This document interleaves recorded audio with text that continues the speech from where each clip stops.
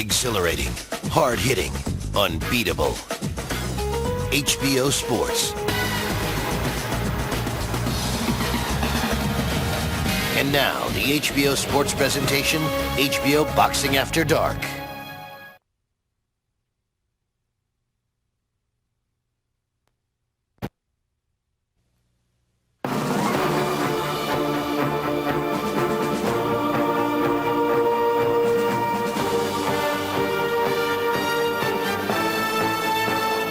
The following is a special presentation of HBO Sports, the network of champions.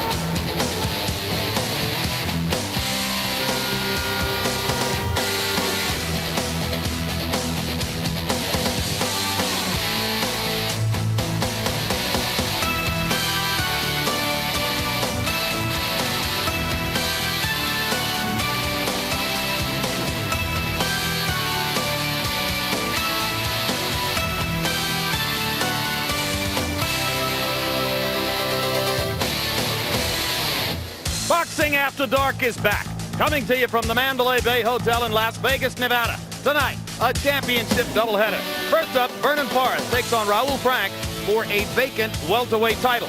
Then just off an impressive win over Ike Quartet, undefeated champion Fernando Vargas tries to retain his version of the junior middleweight title against #1 contender Ross Thompson. Summertime in Las Vegas, it normally means sweltering hot temperatures, though this week interrupted a couple times by rain. Tonight, boxing fans file into the Mandalay Bay, expecting it to be just as hot here in the ring as it has been outside. Will there be unexpected heat generated in the junior middleweight division? Who will be crowned the new welterweight titleist? Stay tuned for another Boxing After Dark doubleheader. And hello again, everybody. I'm Jim Lampley. We welcome you to this edition of Boxing After Dark, and quite frankly, the main event fight between Fernando Vargas and Ross Thompson had looked, until a couple of days ago, like another one of those perfunctory mandatory title defenses for a superstar champion going past an anonymous fighter on his way to a big event. Vargas looking down the road toward a possible mega fight matchup pay-per-view with Felix Trinidad later this year. But a couple of days ago, Thompson threw new spice into this event when, at a pre-fight news conference, he stepped onto the dais and attacked Vargas, throwing either a punch or a slap at him that brought blood to the mouth of Vargas and Vargas's manager, promoter Gary Shaw. Main events can say all they want to say about the bum. Obviously, you guys saw one left hook, and that's my left hook hitting his face and him hitting the ground. So we know that we're definitely going to take care of business. As always, Emmanuel Stewart, there were questions about who had actually hit whom and conflicting reports. We haven't seen this in a few years since Riddick Bowe nailed Larry Donald with a right hand at a news conference here several years ago. But it has happened before. What effect might it have on the fight? It definitely has stimulated both of the fighters. I think you're going to see a much more invigorated Vargas, whereas before he didn't really get excited about Thompson. But now that that has happened, he's stimulated. It's taken a personal challenge. I think it's taken his attention a little bit off of the future fight with Trinidad, possibly. And in the case of Thompson, he definitely feels that he can beat Vargas. And, you know, both guys haven't come from the street, so to say, from the backgrounds. I think it's going to be a very exciting fight. All right, and thank you, Ross Thompson, from all of us involved in the promotion, for adding a little extra flavor. And HBO boxing analyst Larry Merchant here to talk more about Vargas, who is an emotional young man. And is he flusterable enough, so to speak, that this could throw a monkey wrench into his plans for a big win tonight? It's not likely, Jim, but this fight should come with a warning label. When three precocious Olympians won titles just a couple of years after turning pro, we noted the dangers and distractions that could get in their way because they were so young. And this is what has happened since then. Vargas, who was out of shape, almost lost a fight and he still is yet to resolve a felonious assault charge in his hometown. Mayweather has had a bad, acrimonious split-up with his father, who was his trainer, slowing down his promising career and costing him millions. Reed has lost his title and been involved in a domestic abuse incident. So, Jim, the warning label should read, beware.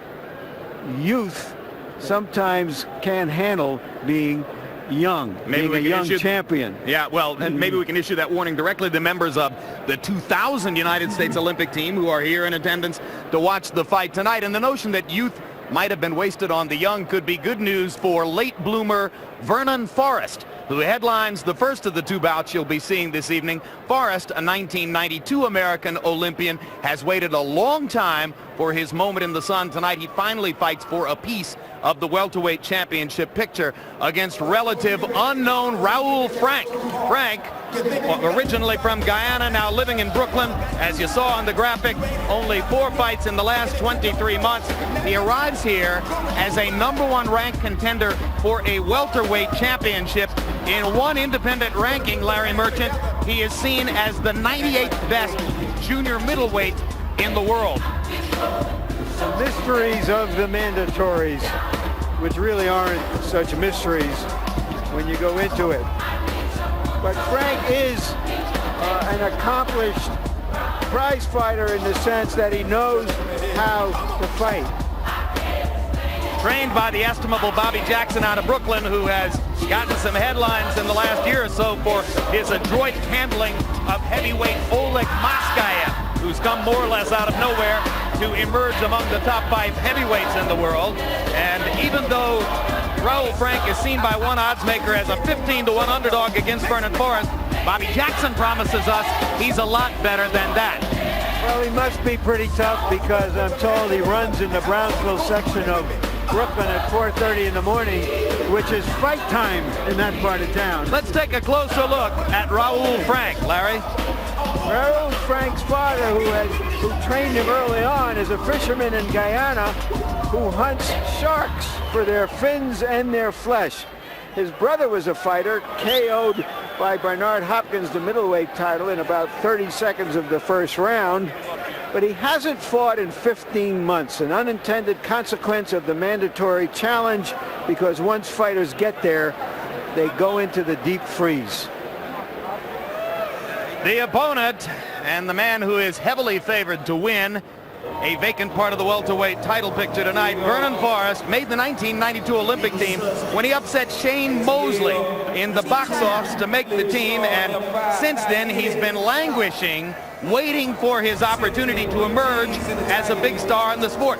Unbeaten record, no big headlines so far. He calls himself an enigma. Never heard a fighter call himself that before. Mainly because it has taken him so long to get here, unlike so many other Olympians. And he has been more or less shut out of big-time publicity in the welterweight division by the large number of talented fighters who've been there in recent years, including Pernell Whitaker, Felix Trinidad, Oscar De La Hoya, and now Shane Mosley. Forrest says, give me another crack at Mosley. I'll prove I'm as good as anybody. Here's a closer look at unbeaten Vernon Forrest. Another aspect of that victory over Mosley as an amateur, he believes, is that as Mosley gained popularity as a professional, other fighters, seeing that victory on his record as an amateur, were refusing to fight him as a pro. He's also been caught in a family feud involving the Duvas in main events. They've split up. Lou Duva used to be his trainer. He no longer is. He remains with main events. And he says that having sparred many rounds with the great Pernell Whitaker has steeled him for his late run in the welterweight division. As you watch this telecast, you can log on to www.hbo.com/boxing, where you can score every round of tonight's fight and join a live chat and listen to the trainer audio from last weekend's wild title fight between Prince Nassim Hamed and Augie Sanchez. Our newest feature, live streaming audio of the trainers, captured all the excitement and drama from that night. Log on and hear it for yourself. Tail of the tape now quickly for Vernon Forrest against Raul Frank. Once again, they're fighting at 147 pounds. Frank giving away 2 years at 31. Forrest a tall welterweight at 6 feet. Frank's tall also. Just a half-inch reach advantage for Vernon, who normally has bigger advantages in the height and reach category. Tonight, Forrest weighs 151, and Frank, normally fighting at 154, weighs 157. Rules of the bout, weather unofficial ringside scorer Harold Letterman. The Vernon Forrest Raul Frank fight is scheduled for 12 rounds using the unified rules of the Association of Boxing Commissions. There is no standing 8 count, no 3 knockdown rule. Only the referee can stop the fight, and you cannot be saved by the bell in any round, including the 12th and final round. Jim. All right, let's go up to Mike Buffer for the official introductions. Ladies and gentlemen, good evening and welcome to Mandalay Bay Resort and Casino of Las Vegas, where tonight Main Events and Miller Lite present Boxing After Dark on HBO. Sanctioned by the Nevada State Athletic Commission, for this first bout, the 3 judges assigned at ringside will be Rick Bays, Bill Graham, and Patricia Jarman Manning. And when the bell rings, your referee in charge of the action, Kenny Bayless. And now, ladies and gentlemen, 12 rounds of boxing for the vacant IBF Welterweight Championship of the World. Introducing first, fighting out of the red corner, wearing blue trimmed with black and weighing in at 147 pounds. His professional record, 31 bouts, 31 victories, including 26 knockouts. He comes to us from Augusta, Georgia. Ladies and gentlemen, presenting the IBF #2 ranked welterweight in the world, the undefeated Vernon the Viper Forrest. And his opponent across the ring, fighting out of the blue corner, wearing white trimmed with red and weighing in at 146½ pounds. His professional record, 23 victories, including 12 knockouts. He has 3 losses and 1 draw. He comes to us from Brooklyn, New York. Ladies and gentlemen, here is the #1 ranked welterweight in the world, Raul Frank.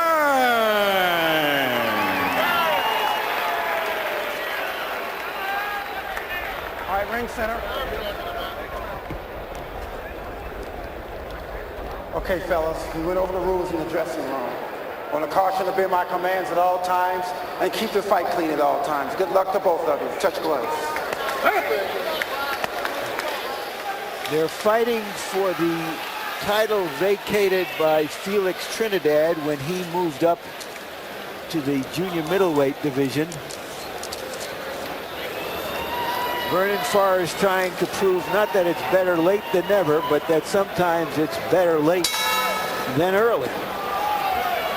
Vernon Forrest trained for this fight by Ronnie Shields, who's been with him for a long time, and Al Mitchell, whom you may remember as an outstanding amateur coach who trained David Reed to his prominence as a professional. Reed, incidentally, had double surgery on both eyelids day before yesterday as they continue to try to aid that droopy eyelid problem for Reed. And while Reed recovers, Mitchell trained Vernon Forrest in the gym for this fight while Ronnie Shields was spending his time with David Tua. Now, what does Vernon want to do to take advantage of his height and his range, Manuel? Well, I think he needs to stay busy with his jab and try to keep the fight at a distance. The one thing that he does have over Raul is the fact that he's faster. The speed is going to be a big factor, I think, going down the stretch. Raul does everything very well, but just a little bit slower than Vernon. If Vernon keeps busy with his jab and studies the way that Raul picks his jab, then he'll be able to take advantage of that and to work off of his left jab. In his last big assignment here in Las Vegas on a doubleheader with Shane Mosley last year, Forrest went 10 tough rounds with Vince Phillips, pounded Phillips from pillar to post, but couldn't put him away and slipped in the estimation of some experts who said, well, he's not explosive enough to be with the top level of the welterweights. Well, when you're a fighter like Vernon is, he's a good, solid fighter, just good enough where the good fighters don't want to fight him, but not exciting enough in any area where the fans and the media demand that he fights a big fight. It's very frustrating, but he's going to have to look impressive in this fight. He's fighting a fighter that no one knows too much about, and just to merely win the fight like he did with Vince Phillips would not be enough. Forrest bangs a left hook to the body and comes back upstairs. And Kenny Bayless says, Vernon, I think that left hook to the body was lower than I'd like to see it. Well, the one thing that I do like about Vernon, he's very busy. He's dictating the fight. Raul is reacting to his actions for the most part.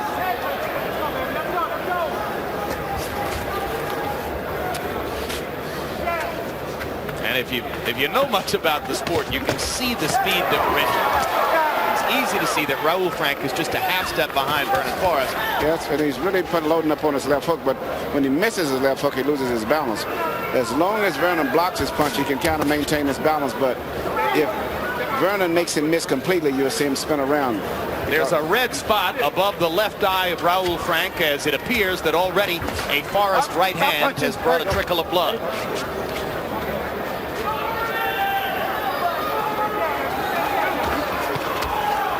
Step back clean, fellas. There we go. Step back clean. Hurry.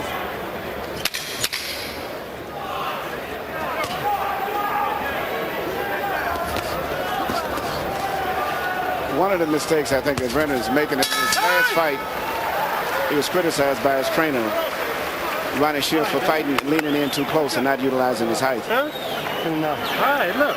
Just relax. Just relax. Don't worry about nothing, all right? I know. But you're forgetting about a few things. You're throwing the jab from the outside. You're reaching with the jab a little bit, okay?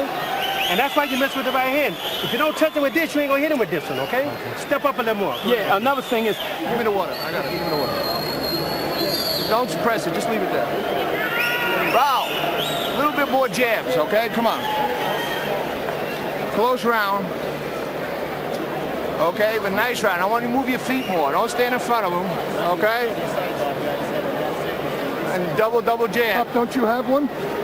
Expecting that. The only thing going wrong, you're not throwing punches, okay? All right, man, let's go. In his last fight on the undercard of Felix Trinidad versus Hugo Pineda in San Juan, Puerto Rico, May 29 of last year, Raul Frank was head-butted and suffered cuts above and below his left eye. The spot where they were treating him between rounds is identical to the spot. In fact, it's along the scar from last year's cut.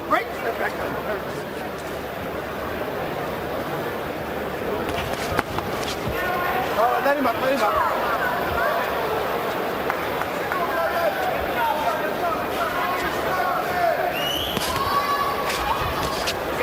Here, it's interesting that Raul is not throwing hardly any right hands. Mostly what he's favoring is a left hook. He tries to kind of like fall in with his jab where he can get in range close enough to throw a left hook.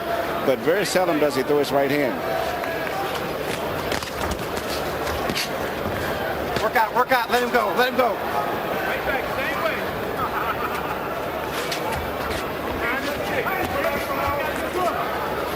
Could that be a product of ring rust, Emmanuel? I think the basic, he doesn't have the good fluid footwork that a lot of the kids from the amateur program that we have here in America have. And what would be a big advantage for Vernon if he would just take a half a step back whenever Raul comes in and then punch. Because every time that he comes in, he kind of, we say, fumbles and falls in when he punches. Vernon Bayless is going to have a lot of work if they keep falling into each other and holding like this. And that's really I would say that the person is getting the disadvantage is basically Vernon. He's a much taller fighter and he should be utilizing his height much better than he's in. Frank holding on to Forrest every time he gets close.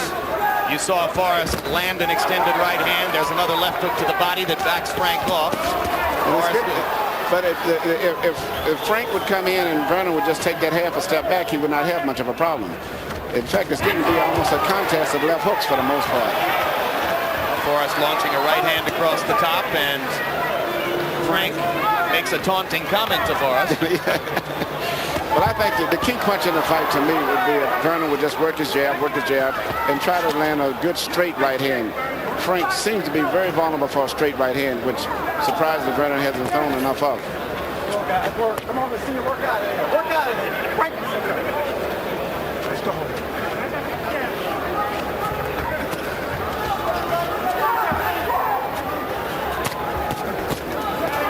Uppercut from Forrest.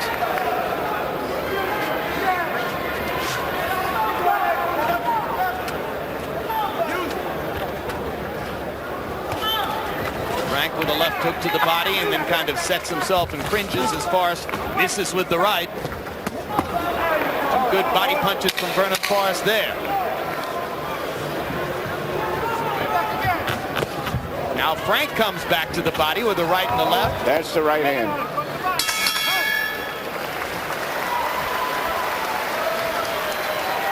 right, baby. Now that's the best round, okay? Now that's the best round. Now listen to me. Keep going behind that jab like that. Joe, what's on his nose? On his mouth. Okay. Look. Keep going behind the jab like that. Now look. He don't like them body shots, all right? But you're giving us one. Give us two of them, okay? Not just one. And look. You're throwing the right hand. Cross your blocks. Cross your blocks. You hear what I just told you? Don't rub it hard, Pop. Just hold it there. Hard. Easy. All right. Spit there. Just spit on that bucket. So far, Forrest has been throwing the harder, meaner intentioned fights. There you see a counter punch from Frank with by sticking out his tongue. He's going to have to start using his fists soon. And later in the round, a hard body shot. That left hook dug into. Let's get the water. Fellas, watch your heads. Watch your heads, guys. There we go. Kenny Bayless asking the fighters to try to watch their heads. Right. Hold on. I always think, how can I watch my head? I'm fighting in front of it.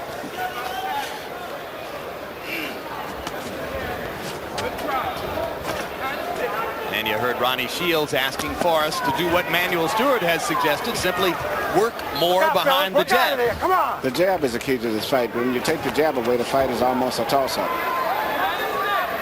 Little counter left hook landed for Forrest inside. Yes. Ronnie Shields also telling Vernon Frank doesn't like it to the body. Not many fighters do. Keep him up. Keep him up. Keep him up.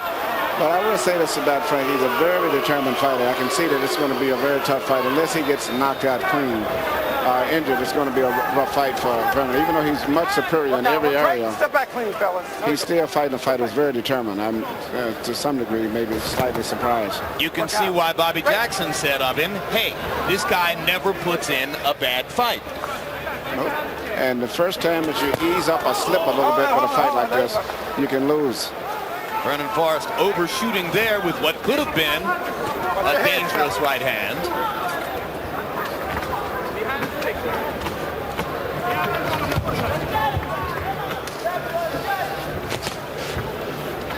One punch at a time by and large for both guys, except for those occasions when Forrest has worked combinations to the body.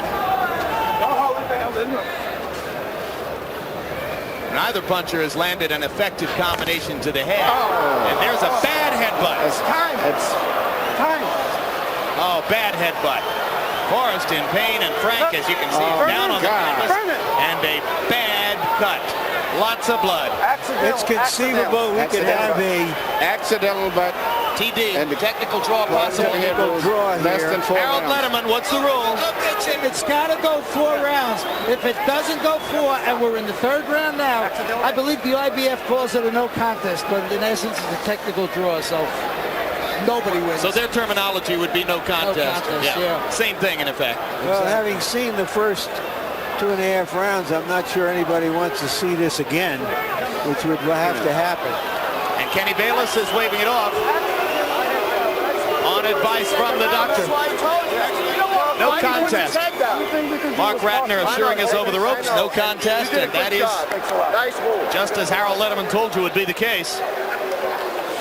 That's all right. We fight again on all cards. Oh, no, it's all right, baby. Come here. I just told him that. I said, what? Before I got up, I said, watch. Forrest was lucky to escape a cut there, and Frank broke open like some ice cream. Yeah, bring some ice. The proverbial coconut. Yeah, I'm trying to get it. Come on. And the blood started to spurt. Sit down, bro. Well, that leaves a flat feeling. No, you have to even get the ice flatter. bag. Yeah, and yet another delay in Vernon Forrest's attempted march to stardom, because he gets no championship belt here and now must continue to watch the deck shuffle in the welterweight division and wait for his opportunity. And let's take another look. Manny, what happened? Well, basically you have two guys that keep colliding, and what happened, they both were going in throwing left hooks at the same time. I think that could have possibly been averted if Vernon Forrest had stayed in more of upright distance and jab more. He was leaning in too much, I think, for the boxing ability that he has, and that's what I was afraid would have happened. Crowd responding to the video of this clash of heads. Both throwing left hooks at the same time and coming forward. If you're an ardent Raul Frank fan, you might say, why isn't that called an intentional headbutt? But the answer is Forrest was attempting a punch legitimately. Yes, both guys were in the process of delivering left hooks. And the worst part about this, because of the severeness of the cut, it means it may be 4 months before they can fight. A cut to that degree may end up requiring possibly 2 or 3 months of rest before he could even resume training. So it's justice delayed for Vernon Forrest, who has waited and waited for his moment on the stage in the welterweight division and now must wait some more. This is so sad. Perhaps to set up another fight with Raul Frank. Now let's go to Michael Buffer for the official particulars. Ladies and gentlemen, your attention please. In the ring in the previous round, there was an unintentional and accidental clash of heads, resulting in a very severe laceration to Raul Frank.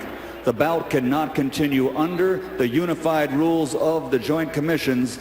The bout is called no contest because it did not reach 4 complete rounds. We're very sorry.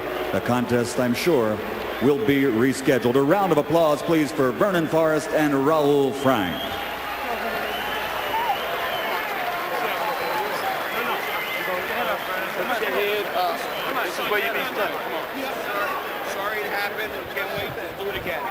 Early scoring in the fight showed Raul Frank holding his own with Vernon Forrest.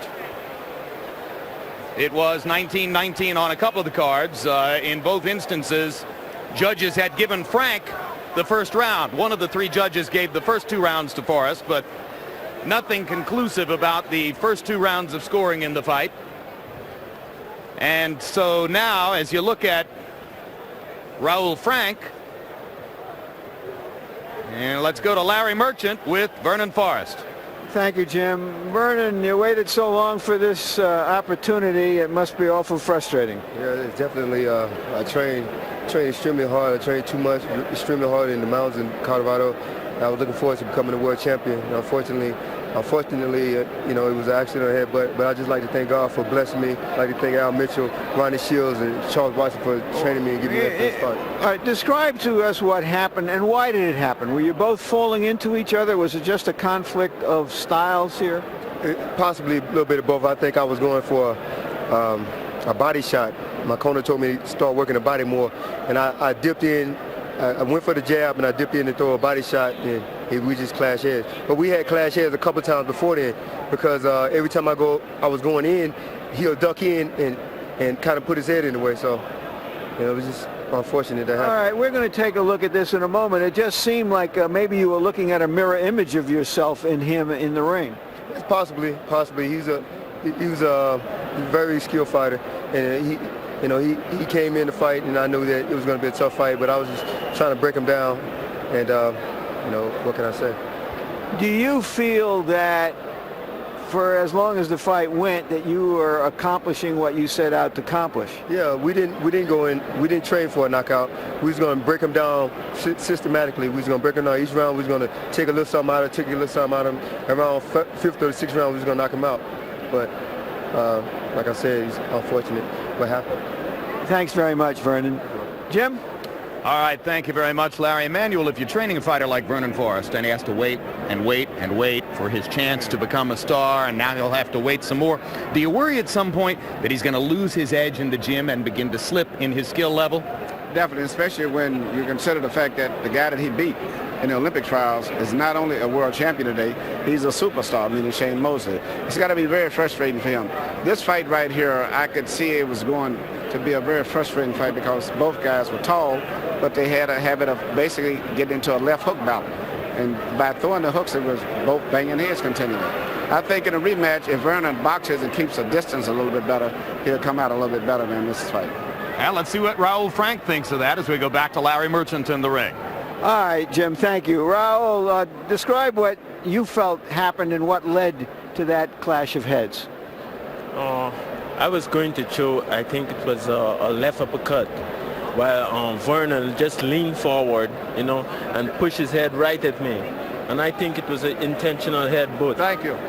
Thank you. You thought that was intentional? He butted him in the first and the second. Why would he want to intentionally headbutt you and have the end of a fight? I mean, explain that to us. He fights with his head down. He's supposed to be the top guy, the 20-to-1. I'm the 20-to-1 long shot, and I felt his strength, you know. So wait, excuse me, I'm doing this interview. You're doing a bad job. All right, thank you, and you're doing a great job. Yeah, I always have. Why would, if he's a 20-to-1 favorite, and you describe what you see here, why would he have to resort to this? He was just trying to throw a body shot. I was waiting for the later rounds to come on.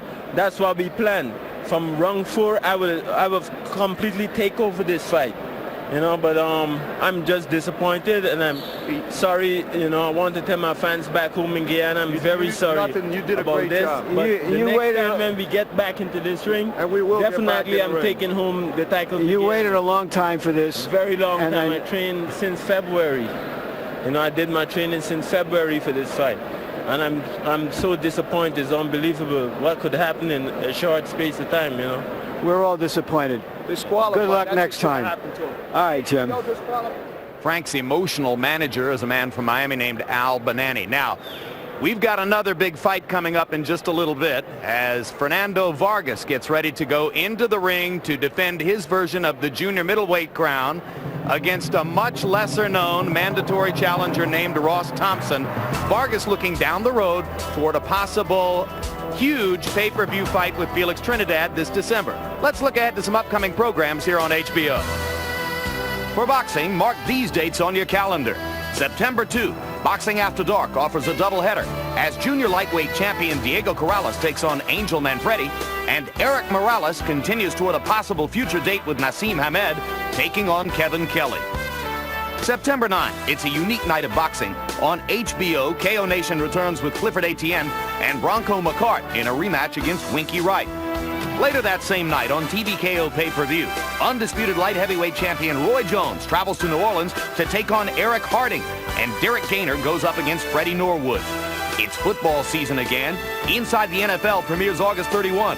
Join Len Dawson, Chris Collinsworth, Nick Bonaconti, Jerry Glanville, and Dan Marino for a preseason special that examines the new process of building a winner in the NFL.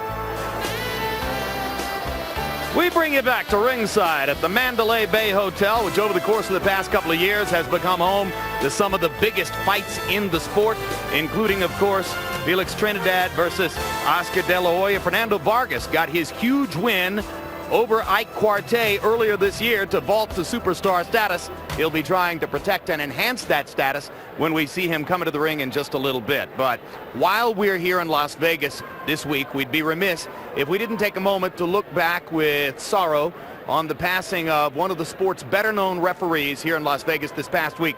33-year-old Mitch Halpern had grown as a referee in recent years and had been the third man in the ring for some of the biggest events to have taken place here in Nevada, including, as you see there, the second fight between Evander Holyfield and Lennox Lewis, including, as you see there, Oscar De La Hoya's pitched battle with Ike Quartey a couple of years ago. And earlier this week, apparently beset by personal problems, Mitch Halpern, for reasons we'll never fully understand, took his own life. So it is with great sadness that we comment now on the passing of Mitch Halpern. Larry? Well, he was a dedicated, very, very intense young man, almost joyless it sometimes seemed to me. One of the things we learned this week about him, something I never knew, he had had well over 70 world title fights, and yet he continued to go to the gym to practice as a referee in sparring sessions, which shows just how serious he was about his craft. And there's a great deal of mourning in the boxing community, especially out here in Las Vegas. And now for the Nevada State Athletic Commission's response to the death of Halpern and other sorrows. Let's go into the ring for Michael Buffer. Ladies and gentlemen, your attention, please. In this past week, the boxing world lost two of its best. On behalf of HBO Sports, the Nevada Commission, and Main Events, our heartfelt condolences to their families. At this time, we would like everyone to please remain silent as we toll a memorial 10 bells for world-class referee Mitch Halpern and legendary former Nevada Commissioner and Chairman Duke Dearden.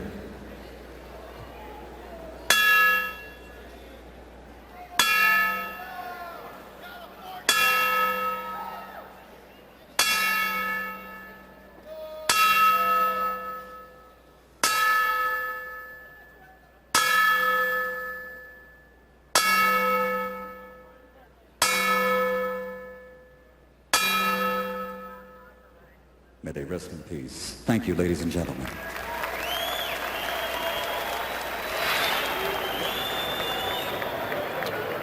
And so now, in the wake of that, we get ready to turn our attention back to the second fight of the evening, which will match Fernando Vargas against #1 contender Ross Thompson. Now, if you were not with us at the beginning of the evening, you may not have seen our video of the dust-up that took place at the news conference a couple days ago. Let's quickly look back at what happened when Ross Thompson stormed onto the dais and tried to get a piece of Fernando Vargas before they could even get into the ring with each other. Conflicting reports as to exactly who hit whom, how many times, but there was blood in Vargas's mouth. There was blood in the mouth of Vargas's promoter, Gary Shaw. And Ross Thompson was the one who created all that. There are some who say, Manuel Stewart, that Ross Thompson came here with the specific purpose of creating that ruckus because perhaps he wanted to throw Vargas off stride. Vargas is a young man who presents wildly mixed signals. He's had tremendous difficulty with his life outside the ring. He's facing a felony assault charge presently unresolved in his hometown of Oxnard, California. But in the ring, he's been unbelievably controlled and calm for a fighter of 21, 22 years old. So which one, Emmanuel, is the real Fernando Vargas? Both are the real Fernando Vargas. First of all, Fernando Vargas got into boxing when he was 10 years old while he was kicked out of school for fighting. And his parents carried him to a boxing gym. He loves to fight. And both he and Ross Thompson come in the backgrounds of being street guys, so to say. But I've been with Fernando when he trained up at the Big Bear Crunk Gym. And he's a very, very tough kid when he's not in the gym, okay? And when he's boxing, he's one of the most disciplined boxers I've ever saw. In fact, probably in professional boxing today, he's probably the most disciplined boxer. That includes all of the veteran fighters. Very patient, but outside of the ring, he does have a wild streak. Answer, of course, is keep him in the ring, and that's exactly what Ross Thompson wants to do when he gets in there with Vargas tonight. Larry, when this match was made, Thompson immediately began making obstreperous noise from his home in Buffalo and created so many instant headlines with his animosity toward Vargas that Vargas asked of some reporters, just exactly who is this guy anyway? And it's not a bad question. Who is this guy?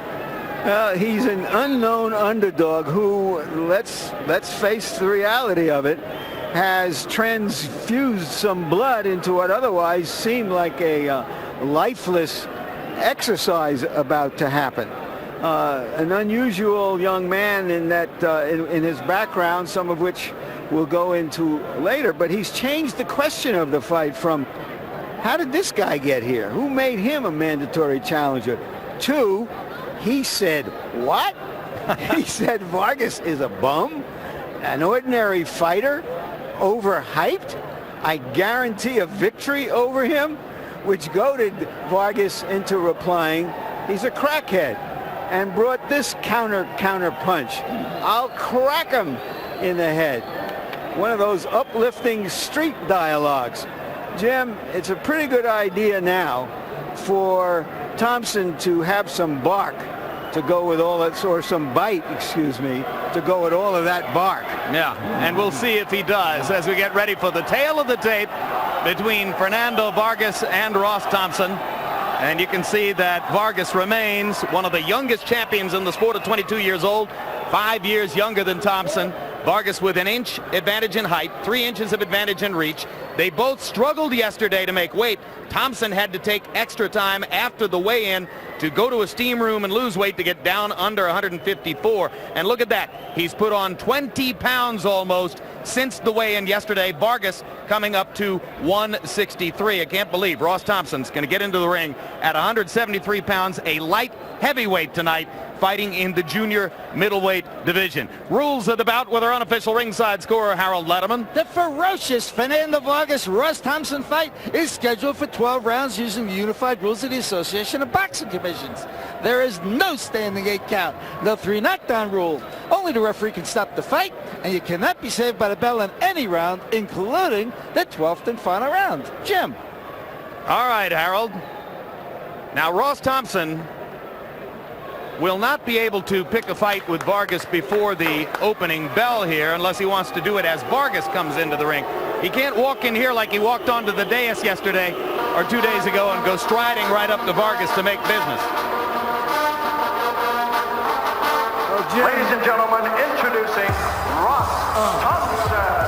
Mr. Boss, baby, with the best of the boss.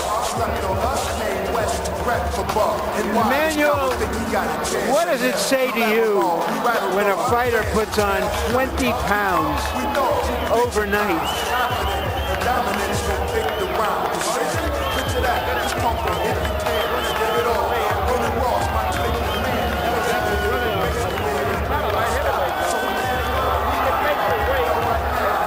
As a junior middleweight, as long as they have this 30-hour advance or whatever you call it, put on weight, so it's a big advantage for him coming into this fight.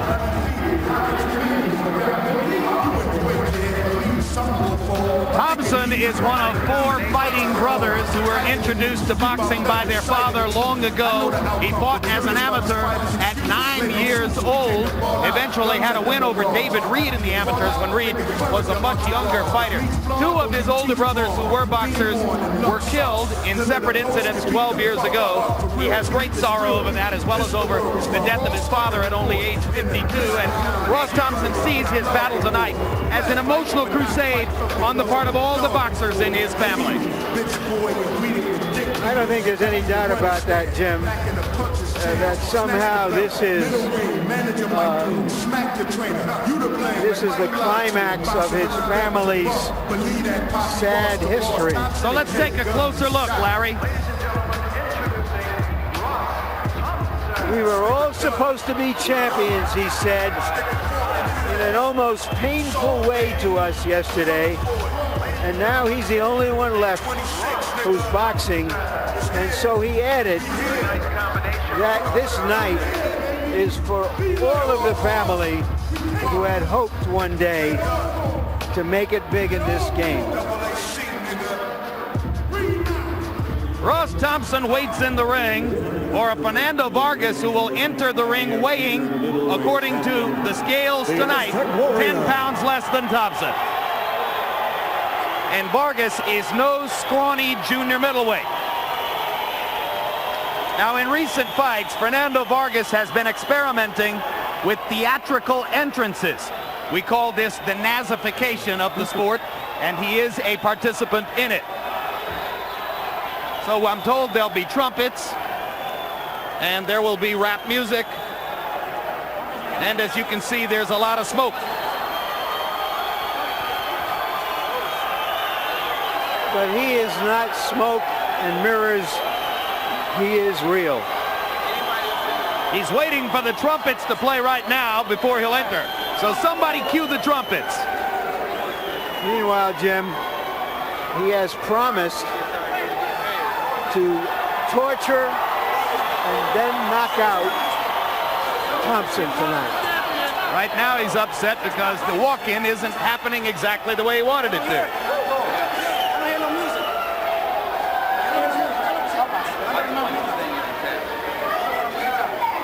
Something else to get him upset. Let's go, cut the music up, baby. Cut it up, cut it up. Let's go. ¡Ay, ay, ay! ¡Y arriba Fernando Vargas, sí, señor! Yo quiero aventarme el tiro con el blanco, con el tiro y con el negro. Corral yo mando, no se metan con lo mío. This is a game when someone insults you, you can legally beat him up for it, which is plainly what Vargas has on his mind. Notice over there, but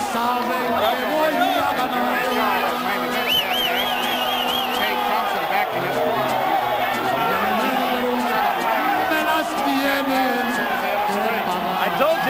I told you he's got a fight on his mind before the opening bell. Traigo la sangre caliente, sí señor. Y ahí viene Fernando Vargas, nada más.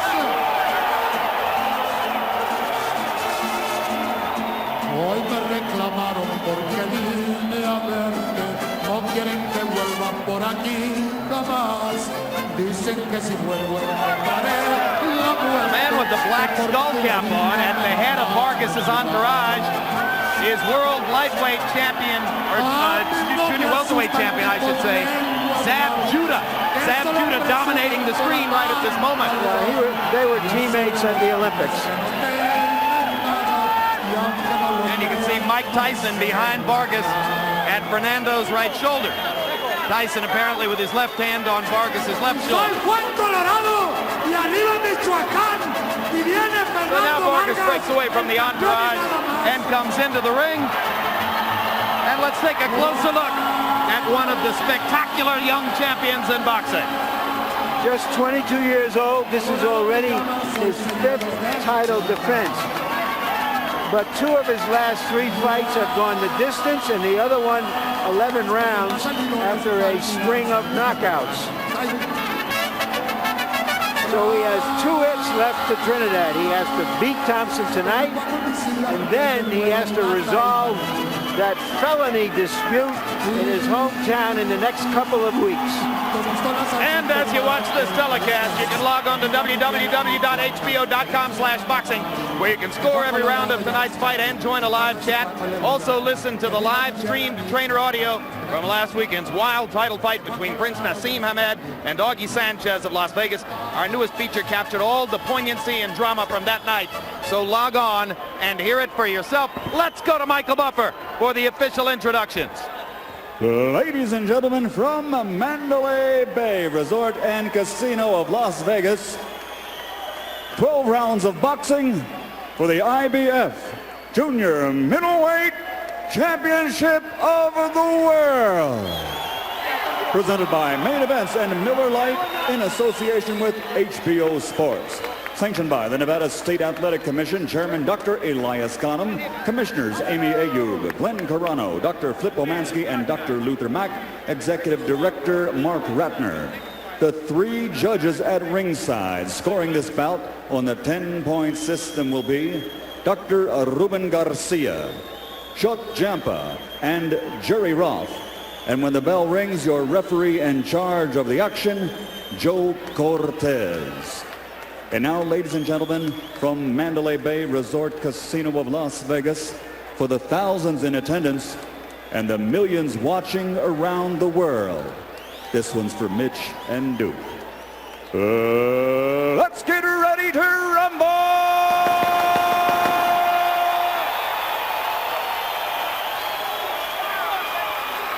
Introducing first, fighting out of the blue corner, wearing black trimmed with silver. He weighs 153½ pounds. His professional record stands at 24 victories, including 16 knockouts with 3 losses and a draw. From Buffalo, New York, ladies and gentlemen, here is the challenger, the IBF #1 ranked welterweight in the world, Ross the Boss Thompson.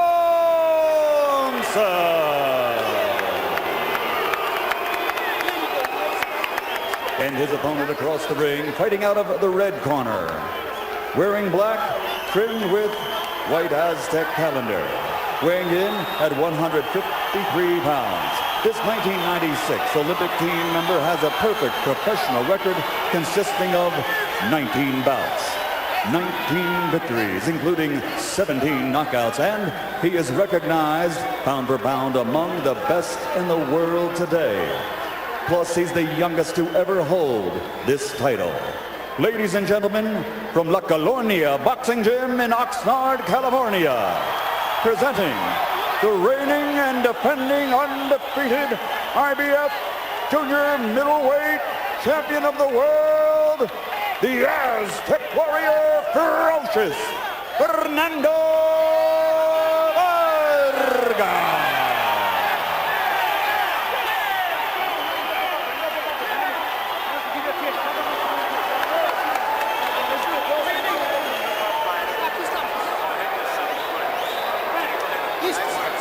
All right, this one is from Mitch. Mitch, we love you, we miss you. Gentlemen, we went over the rules in that dressing room. I expect a good, clean fight. Obey my commands at all times.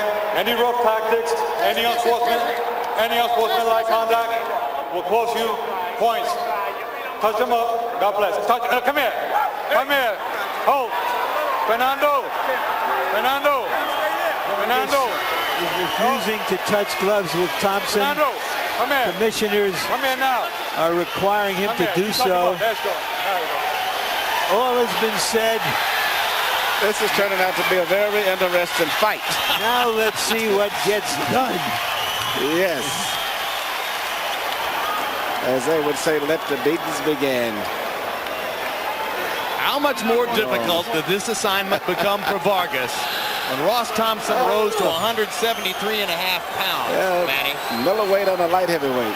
Isn't that something? Fighting for the junior middleweight championship. In fact, a big middleweight even. A big middleweight and a light heavyweight fighting for the junior middleweight championship. Yes. This is the world of weigh-ins 30 hours before the fight. So Vargas rocks Thompson with a left hook. But you know, I don't think that Thompson has ever been knocked out, so it's going to be very interesting to see what happens in this fight. Even after fighting fighters such as James Page, which is a physically big welterweight and a big puncher, he's still never been knocked out, and I don't think ever seriously hurt. And the left hook lands from Thompson to Vargas, and Vargas smiles as if to say, it's on, brother. Well, in fighting Vargas, he's fighting what I think is one of the best pound-for-pound fighters in the world today. A very good, solid, basic fighter. And speed and balance, I think, is going to be a big factor for Vargas as the fight goes on.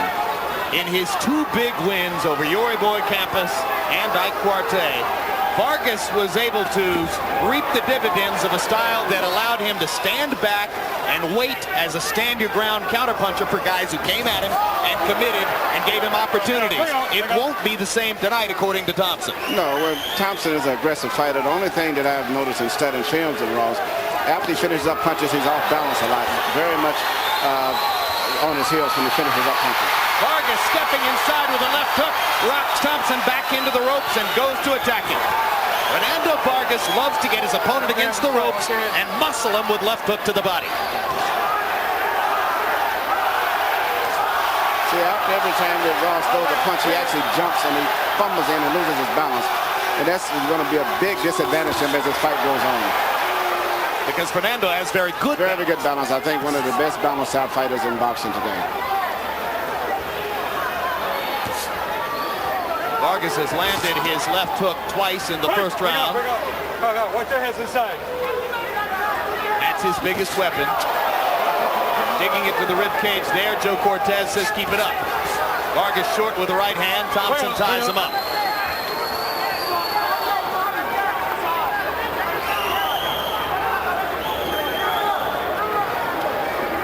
Even motivated as he is by anger, Vargas doesn't storm his opponent. Nope, he's fighting a very patient fight. Shows his basic patience.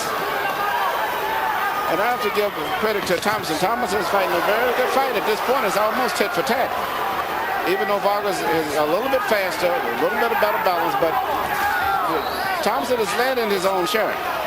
Thompson digging away with right hands to Vargas's body as Fernando leans in.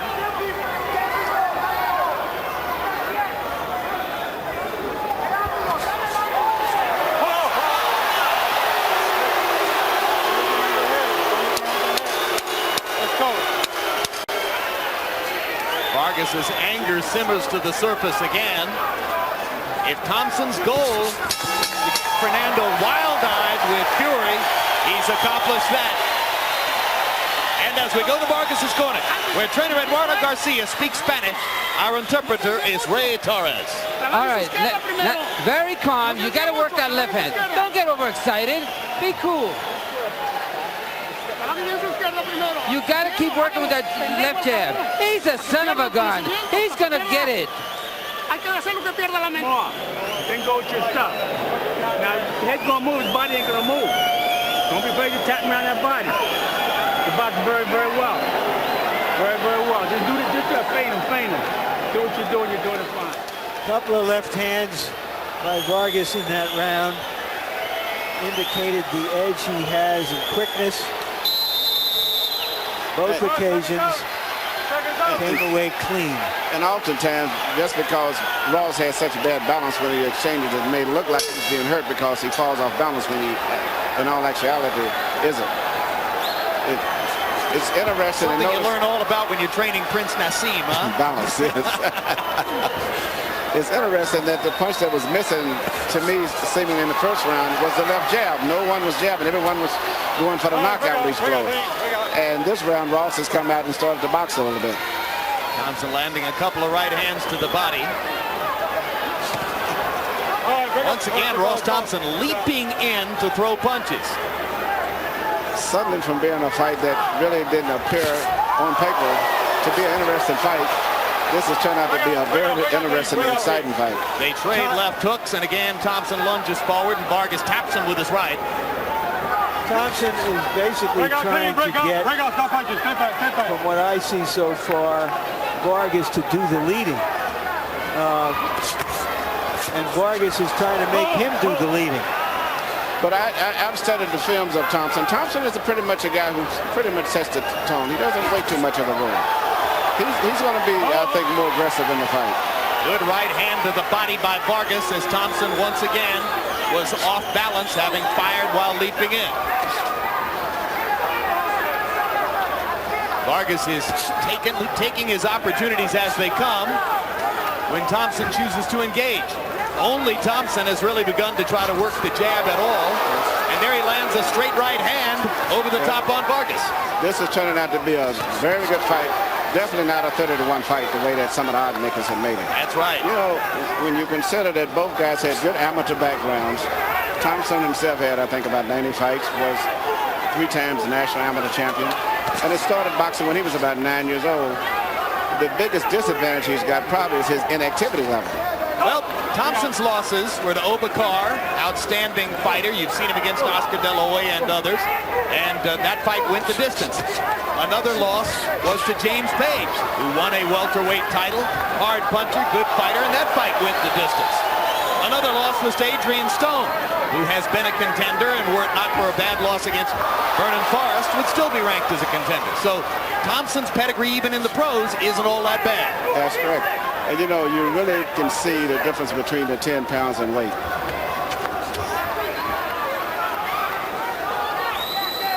So far, this fight resembles the American test for anti-missile weapons. There are more misses than hits. With bad intentions, though.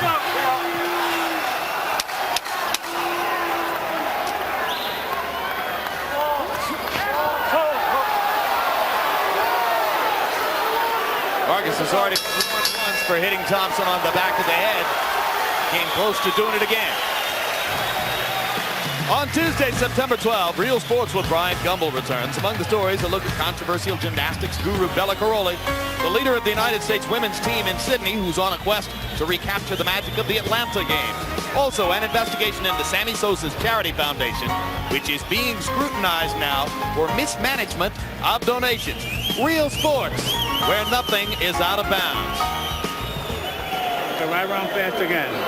A little bit more with step with the jab, fake him the right hand.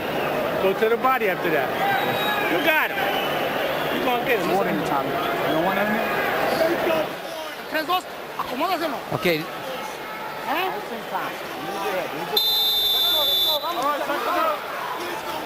Seconds out. There you see them flailing away with left hand. So far, this fight has been the calm after the storm.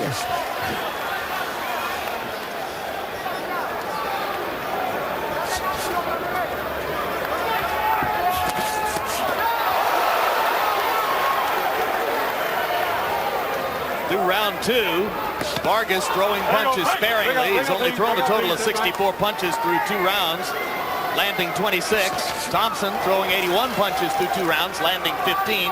Those are CompuBox numbers. Remember, this is the same Fernando Vargas who, in beating Quartet, threw more than 90 punches in the 11th round and came back with nearly 100 in the 12th. So he's a high-activity fighter when he's on. But he's not boxing, and I think he's gotten too wrapped up in the hype and his desire to knock out Thompson, that he's not even boxing. He's basically just fighting punch for punch. And in all honesty, for what I can see, I don't know what the scorecards are showing, Thompson is holding his own.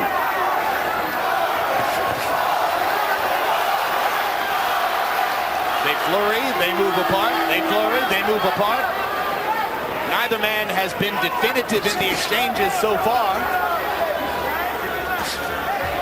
Vargas is not using his jab to set up his other artillery. He's trying to just land big left hooks and counter right hands and straight right hand leads. And you could easily end up in another situation very similar to the last fight where both guys end up colliding heads the way that they're fighting. Oh no, what a great night that would make it. Well, let's hope the not. Possibility of that. No.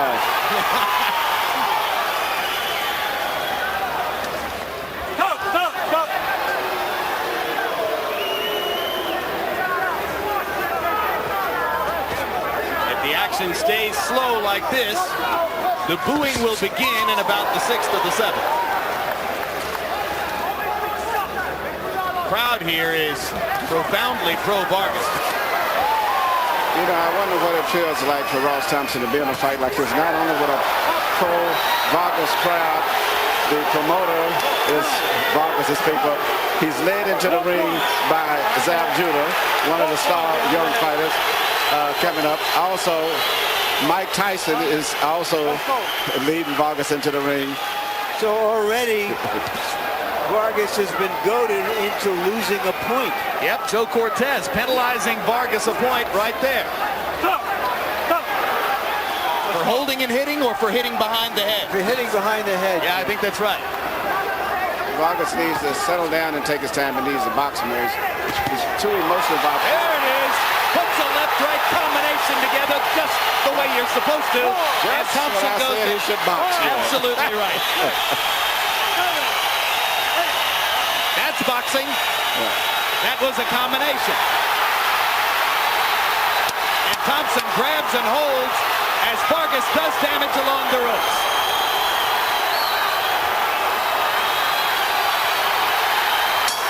Second knockdown comes just as the round comes to a close.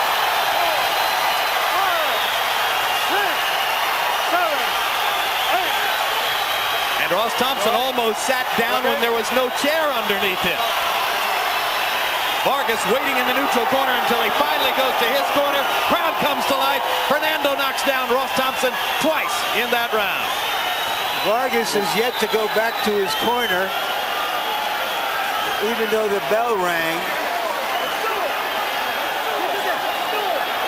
I think Vargas is unaware that the round was over and was ready to go back and hit some more. Yeah, very, very emotional. That would have been a 10-7 round, except that a point was taken away from Vargas, so it becomes a 9-7 round for Vargas. It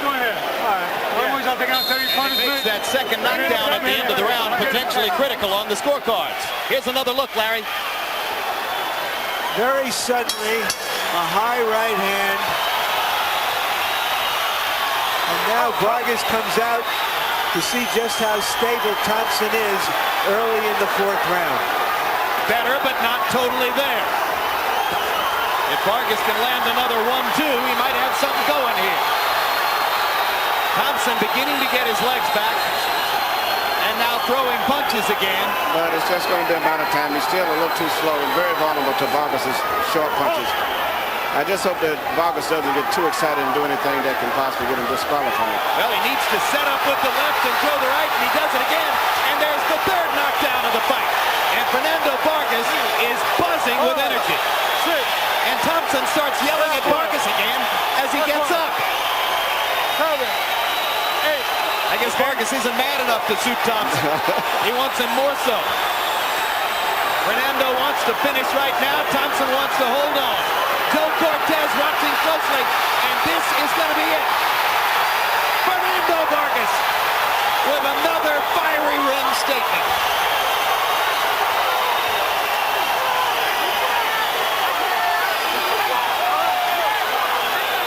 Vargas knocks out a fighter who outweighed him by 10 pounds coming into the ring. That was a very impressive knockout to me. A beautiful short combination, very little distance. And he and Felix Trinidad is going to be one good fight.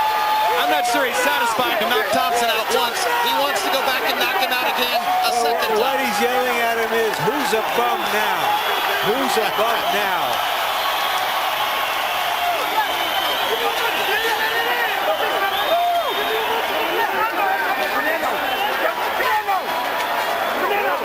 All that emotion, all that fire, and harness it the right way, Emmanuel. He's a fantastic fighter. You know, in fact, he's maybe my favorite fighter next to probably Lennox and Nassim Ahmed and Felix Trinidad. Well, and, you know, and the thing that's so beautiful about Fernando, he loves to fight. The same as you get to Felix Trinidad. Felix Trinidad loves to fight. And that's what's going to make us a great fight for those two fight. It might be December 2. It might be December 9. It'll certainly be the attraction of the year, Larry. It's a big one. It'll be a great one to end the year on.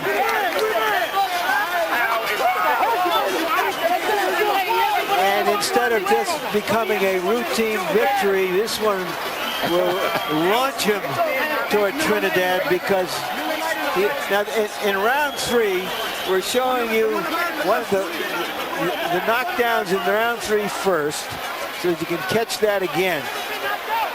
That was the second knockdown in round 3. Nope, that was round 4, Larry. That's right, we're in round 4, Larry. All right, well, we're getting different advice from the truck. That was round 4. Finally, you can see Thompson submitting with his blinking eyelids. Vargas taunting him now. And then this is the flurry that ended the fight and prompted Joe Cortez to stop it, as Thompson couldn't hold on and Vargas started going to work left and right. Even though Thompson was not physically able to compete any longer, he still was mentally and emotionally still very upset and still fighting back, but he just couldn't fight back physically.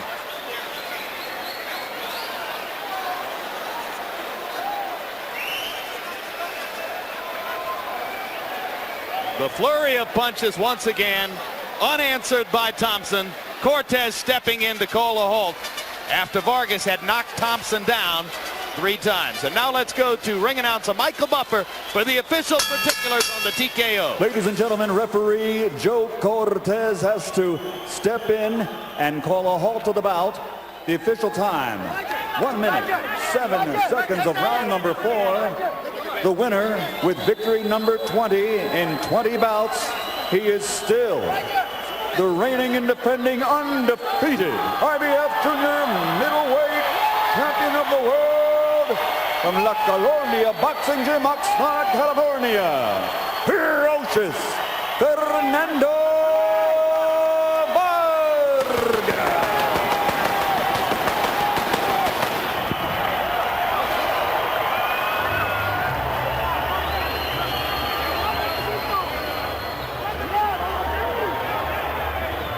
Final CompuBox numbers, and you can see that Fernando Vargas more than doubled Ross Thompson in punches landed. Only threw 106, so he landed at a connect rate of 49%. In retrospect, a very patient performance by a fighter who's capable of throwing upward of 90 punches around when he's engaged in a fluid give and take. Here, they fought in flurries, and Vargas made the most of it. Let's go to Larry Merchant on the ring. Thank you very much, Jim.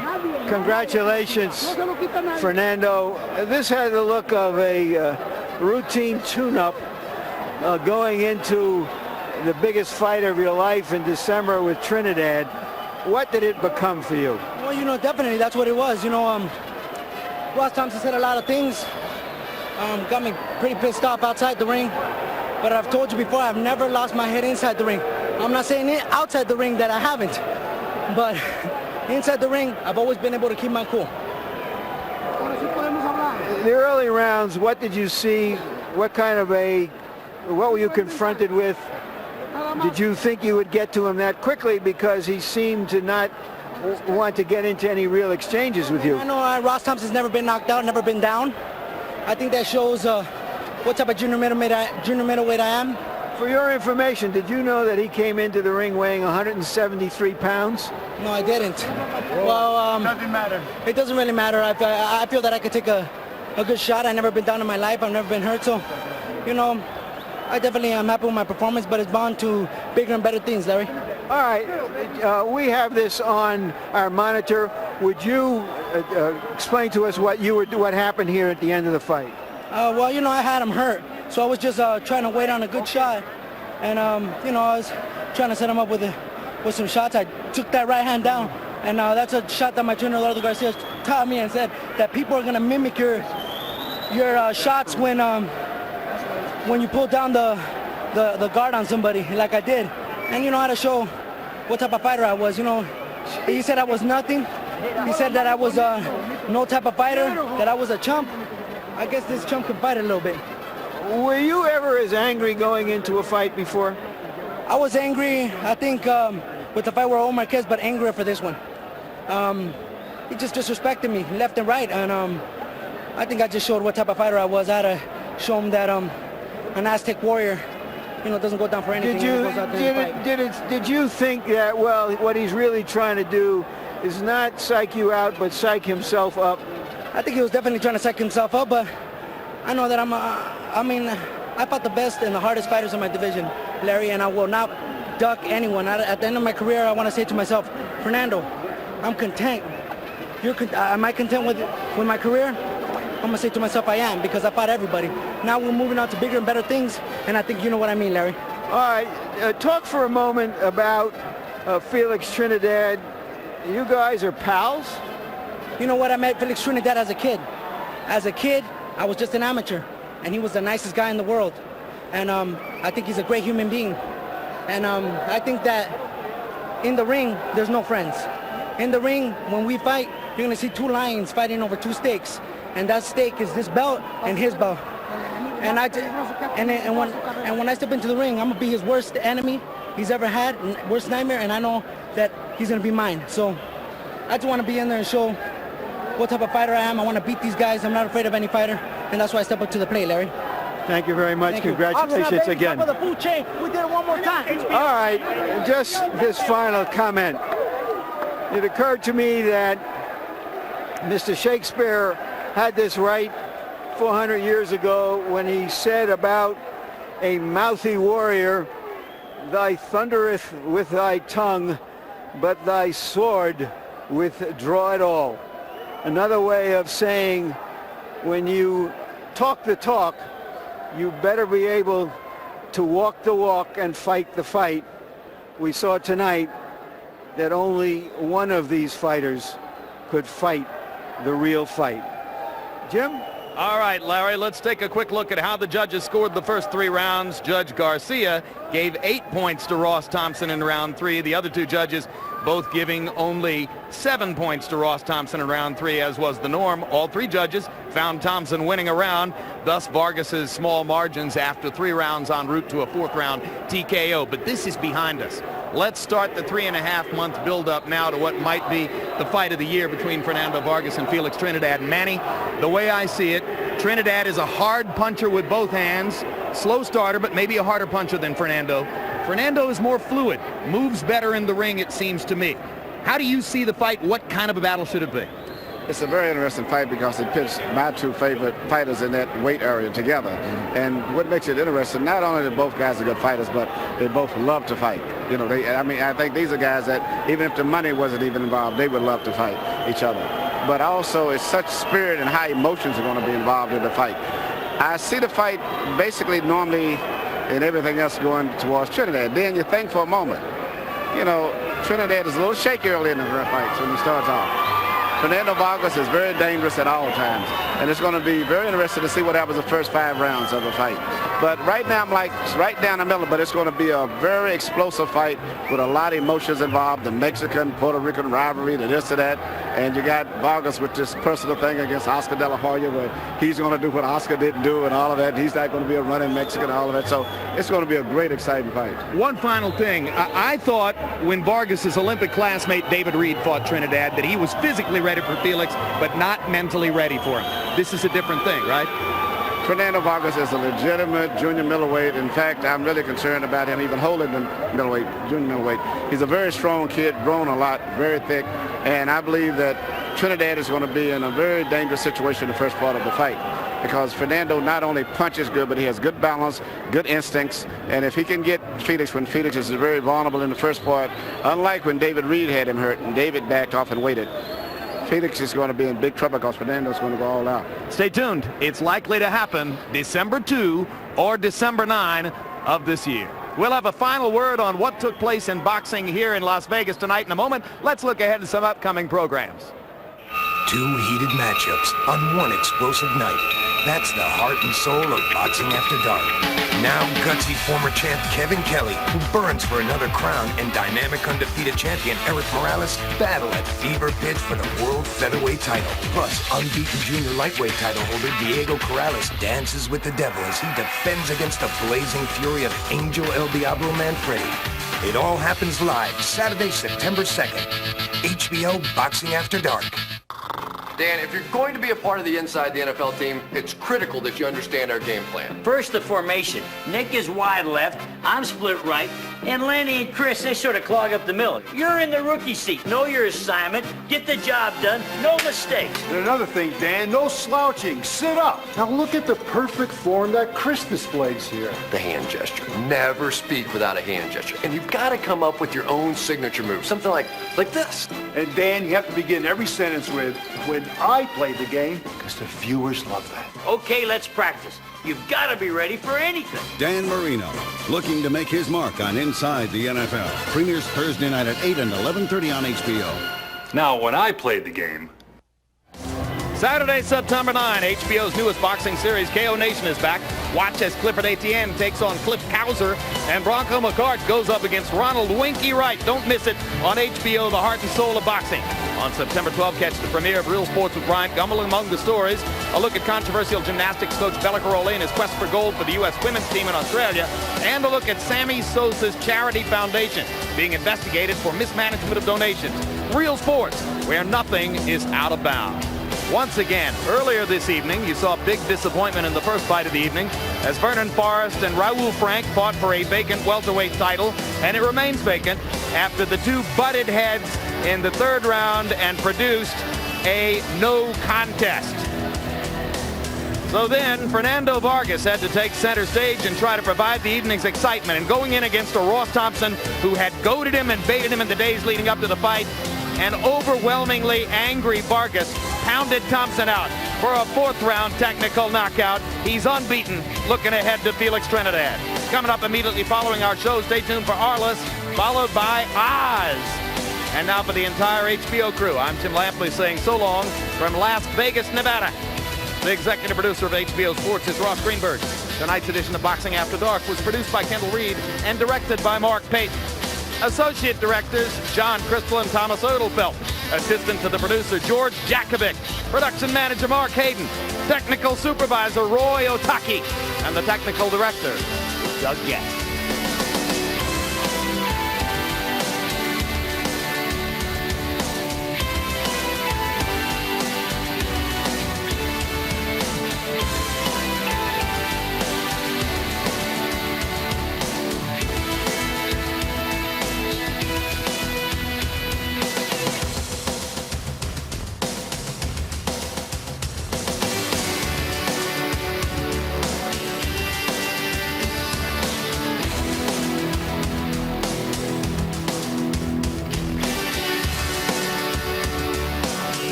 This has been a presentation of HBO Sports, the network of champions.